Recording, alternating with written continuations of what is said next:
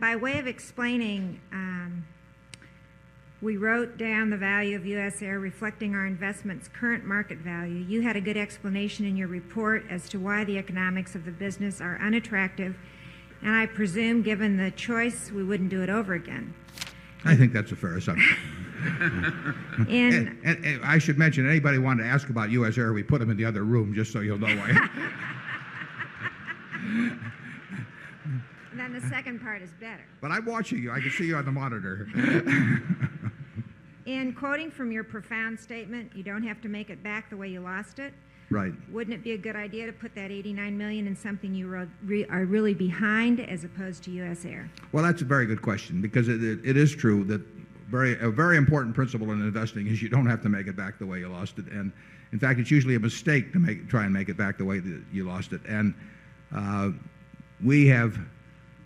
when we write an investment down, as we did with U.S. Air at $89 million, we probably think it's worth something more than that. But we tend to want to be on the conservative side. But it's worth a whole lot less than we paid. And the nature of that preferred, as well as other private issues we've bought, usually makes it quite difficult to sell. That's one of the things we know going in. When we bought preferred, some people thought that we were getting unusually favorable terms. I haven't heard from them lately on U.S. Air, but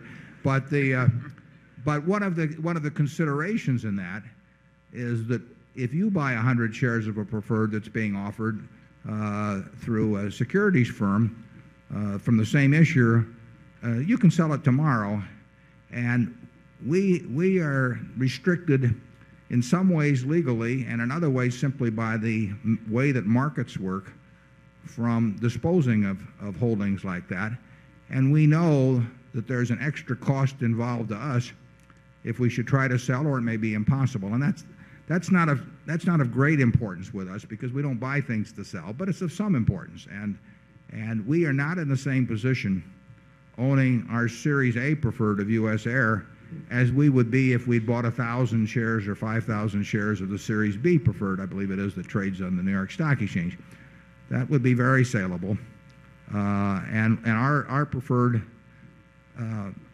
could well even be saleable at a price modestly above what we carry it for, but it would not be very easy to do.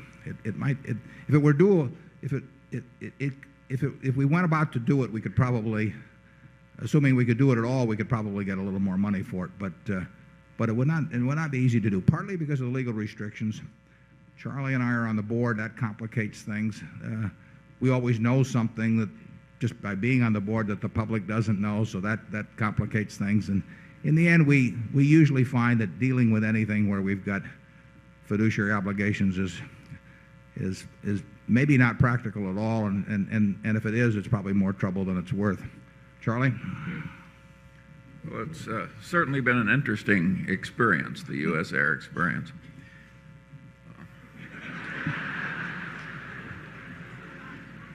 Is that it, Charlie?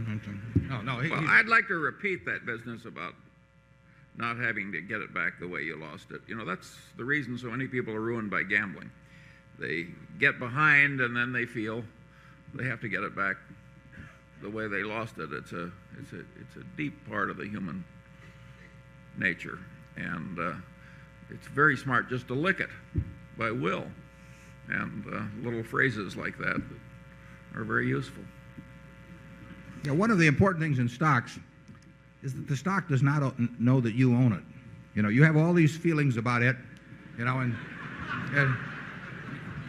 you remember what you paid, you know, you remember who told you about it, all these little things, you know, and it doesn't give a damn. You know? It just sits there, and you know, a stock at 50, somebody's paid 100, they feel terrible. Somebody else paid 10, they feel wonderful. All these feelings, and it has no impact whatsoever. And so it's as Charlie says, gambling is the classic example. Someone builds a business over years, you know, that they know how to do, and then they go out someplace and get into a mathematically disadvantageous game, start losing it, and they think they got to make it back not only the way they lost it, but that night. And it's It's a great mistake. Zone 1.